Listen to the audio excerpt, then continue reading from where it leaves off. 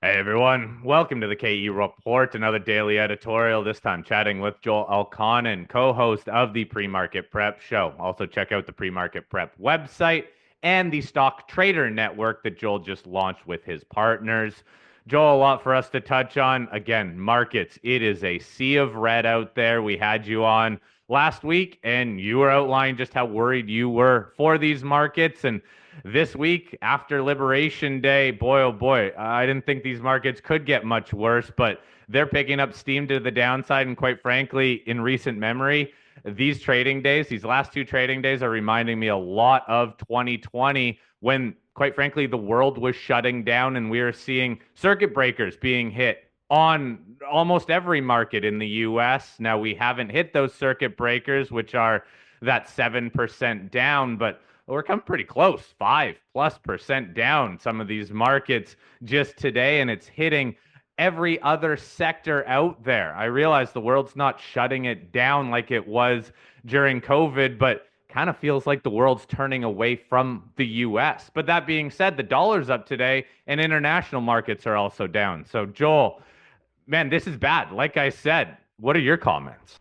Wow. I don't know where to start here, but well, don't say we haven't hit the circuit breaker yet because the S&P is down 5.77%. So we could easily get to that 7%, but I think the gloves come off in the final half hour where it can just go wherever it wants. You were spot on with your original comment. In March of 2020, we had markets limit down, major setback in the markets, but there was a reason for this.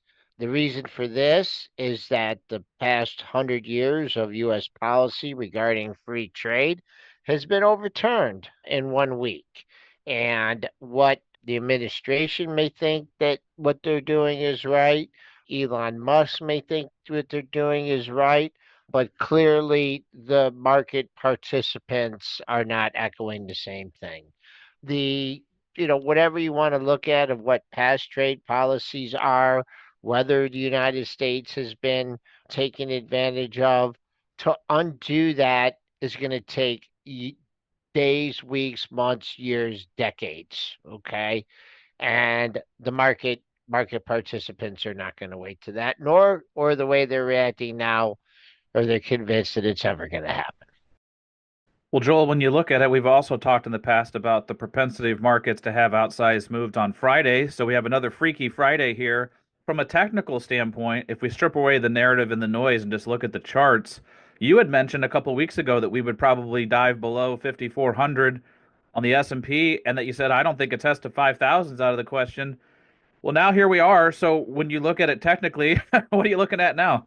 When it gets down and dirty like this, I do for my daily analysis, I stick with the futures.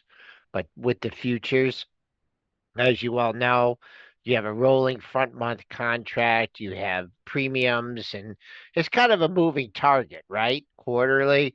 So when I look at things now, and I go to the cash index, the S&P cash, right? Because of course the cash takes into account, dividends, right? The S&P 500 does pay out dividends on a quarterly basis.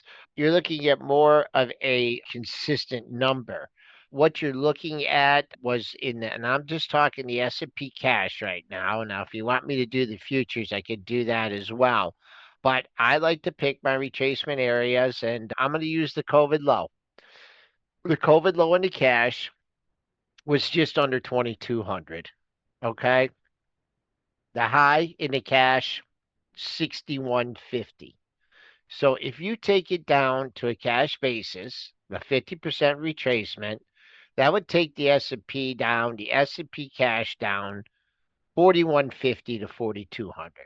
That's about 1,000 S&P points down from here. Am I calling for that?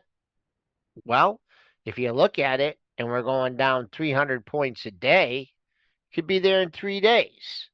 Of course, there's always rallies, there's always intermittent things. Things could change as far as policy. But I think that long term, and I took the opposite end of the spectrum during COVID. During COVID, of course, numbers were much smaller. I looked at the market peaking, the cash peaking under 3,400. and then going down to that, just under 2,200 for the longest time. I thought about, can we get half of that move back, right? And it took a while. We finally got half of that move back, which was like 2,900. We paused, and then what, the rest is history. So I can change my levels and my sentiment on a dime. But I think if you really put on your long-term investing hat, and if you were looking at the monthly chart that I'm looking at, since COVID, this is really hardly a correction. Yeah, that's the key thing, right? Is that these markets, in all fairness, they were just ripping for the last couple of years. So a cooling off period is due. But again, when you have almost day after day of circuit breakers potentially being hit, that's a bit different than a cooling off period in my eyes. Joel, we've had a couple people recently mention the gaps in the chart. That's what happens when you have 2 days like we are living through right now. Any technical trading opportunities around these gaps lower? Well, if you see, you talking to me, and now I put my futures hat on, I don't see any gaps. I don't see any gaps in the 24-hour chart. If you do, it's just a smidget. I don't have one. I don't have, because we did touch the bottom of yesterday's range today. And I mean, if you want to talk about an itsy weetsy tiny gap from a couple days ago, you're talking a gap between less than a 2 point gap between 64.75 and 66 and a quarter. So to me, this is still an orderly market. To me, this is not I've heard people talk about capitulation. No, to me, a capitulation where, let's say, the S&P futures close at 5150 today. I'm just throwing out a number, right? And they open up at 5100 and then go to 4,800. Then you got me interested in a gap fill. But right now, I mean, there's gaps in individual stocks. It's hogwash. I don't know if some of those gaps are ever going to be filled, and they might not be filled. If they filled, it could be days, weeks, months, years, decades, or never. Yeah, it's a great point, Joel. Gaps don't have to be filled. And I also think it's a great point you just made about, I guess, the overreaction that people have when they see a downside move. They don't get an overreaction on an upside move, but on a downside move, people tend to get panicky. But we live in the commodities world on this show a lot of times, and man, we got stocks moving up and down 5, 10, 20% every single day, accounts moving up that much. So it doesn't seem like as much volatility when you look at the commodities market, but when you look at general indexes like the S&P or the Nasdaq moving like this, it puts people in a kerfuffle. Do you think that people are just not used to corrective moves, like true correction moves? Because to your point, it's still an orderly correction, even if they're big moves down.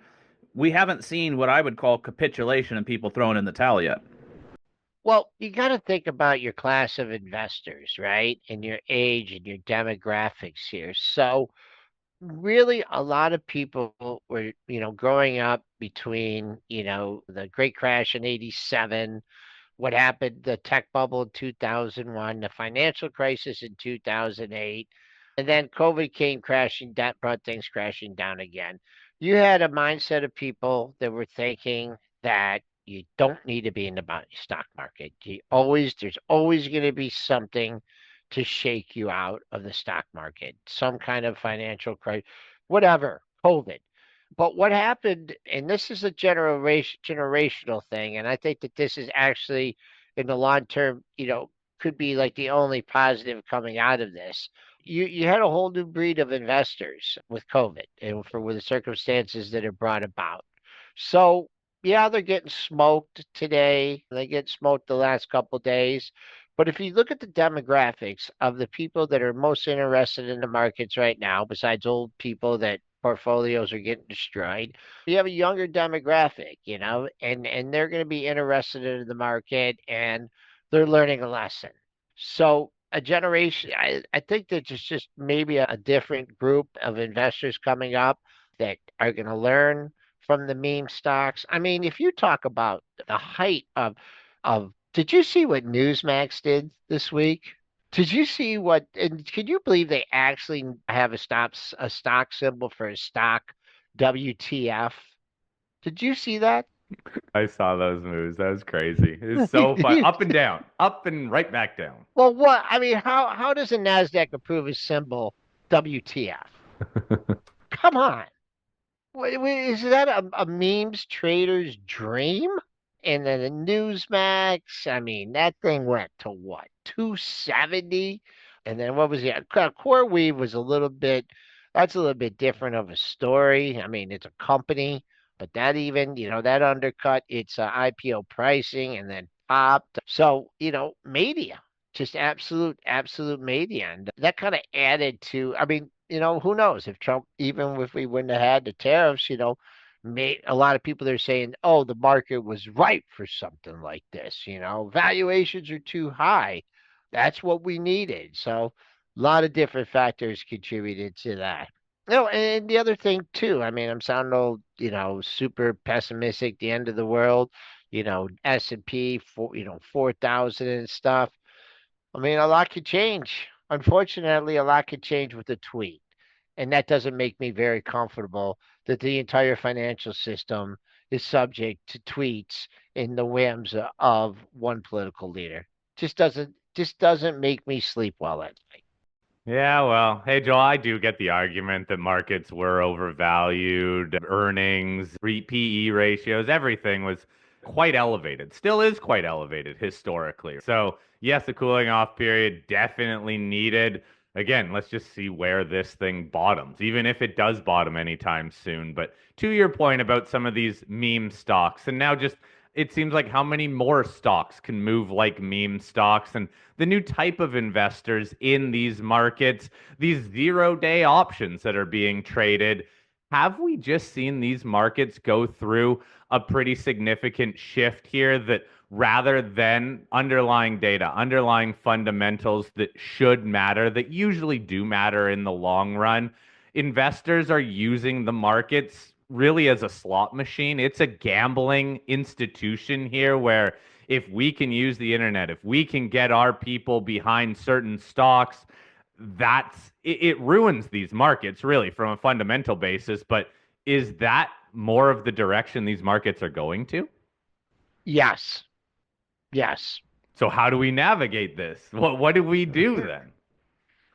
Oh, Read Reddit? Do we just follow along with Reddit and just follow some of these guys? Go on YouTube, see what they're pumping? Like there has to be some sanity here somewhere. No, there isn't. I don't know. I don't think you can turn back the clock, Corey. I don't think you can. And I don't think regulation is necessarily the answer. And we know the administration is moving in favor of less regulation. So this is the way it is, and this is the way it's going to be, and we're just at the beginning of it. So I don't have an answer what brings us out of it, nor that I could have a prediction of, I mean, I could give you these lower levels in the S&Ps, but just like anybody else, I mean, my long-term portfolio is higher in cash than most people, but it still hurts with what's going on. And what it is it's that, and I'll reiterate from the thing that I said at the beginning, it's not COVID. It's not a collapse of our banking system. It's trying to change the entire world order of trade in one day. And as we all, things just don't work that way. So you get tweets from Charlie Gasparino that there's some division in the White House now trying to convince Trump that he has to revisit these policies, and you get a little pop in the market. The volatility's here. Volatility begets more volatility. And until this market calms down, shows some stability, you just have to be careful, whether you're a short-term trader, swing trader, or longer-term investor. Well, Joel, you also brought up a key word in that statement, and that's cash. If you think about what Warren Buffett's been doing over the last 6 to 8 months, he was building up cash reserves, and people said, "Oh, Warren, what are you doing?" He's usually right. And you yourself were saying that you were happy to sit in money markets that were making 4, 5, 6%, and so are a lot of other people. There is a ton of money that is now sitting for the first time ever in instruments that have a yield Do you think this just encourages more people to keep that money on the sidelines or move money to the sidelines in the safety of cash? I don't see why you would want. I mean, out of blind faith, moving out of those instruments, no, no. And even now, even you have today, which is really worrisome, is you have the safety trade coming off. Look at your utilities. Look where people were hiding out. Look at your XLP. I mean, those were people that were hiding out. Those people that were hiding out because of the dividend and the yield are now pulling out of those. So it's contagion. It's moving the safety trade. I bet you AT&T down 2 sticks, hiding out at AT&T. There's nowhere to hide, Shad. There's nowhere to hide, and there's no reason if you had enough foresight to come out of the market and deploying cash. Why would you deploy cash to the market right now ahead of an earnings season? What companies are going to come out and give you better guidance? What kind of guidance is Apple going to give you when a cell phone may go from $1,200 to $3,500? I don't care what beat any algo that is going to buy a stock on a beat and raise. They are going to get or a beat and then move the algo off that. They better wait for the guidance because there's not going to be any guidance. I mean, everything is hit. Look at your airlines, okay? Delta Airlines. Look at United Airlines. Look at Carnival Cruise Lines. I mean, the consumer is getting crushed. Not only are they going to get crushed by the tariffs and the higher prices, now their portfolios are worth less. What do you think about that? I mean, you just have such a confluence of events that are negative. I don't see why you would move that cash into the market. So, Joel, this brings up another interesting comment. I was going to ask you about the algos. What if we do have the algos switch to more of a negative bias rather than a buy the dip? What if the algos say, look, all the forward guidance we're getting, yeah, all right, now we're seeing where the markets are going. We are more negative. Or quite They frankly, already did, Corey. I'll answer it for you. They already did. so then to that point though, and we get all this negative guidance and we see people that don't have money anymore, could this turn more into a global deflationary event here? Who knows how long it lasts, but if everyone's squeezed, do we go through some sort of a yeah, almost global deflationary reset in a I'll way? go global depression. Maybe. Okay. Yeah, it could all Yeah. tie in. Hey, who knows where this ends though? We don't know. Again, this is 2 days of bad action, but this is also 3 months of negative sentiment that's all tying together here. Yep. Yep. I wish I could leave you with a more positive outlook on the markets, but I can't. Well, Joel, what do you make of bonds getting a bid and the dollar getting a bid, I guess, as a place to hide? Do you think those are good ideas as far as looking at currency pairs, but then also looking at bonds as a place of safety, or are bonds now out of that arena?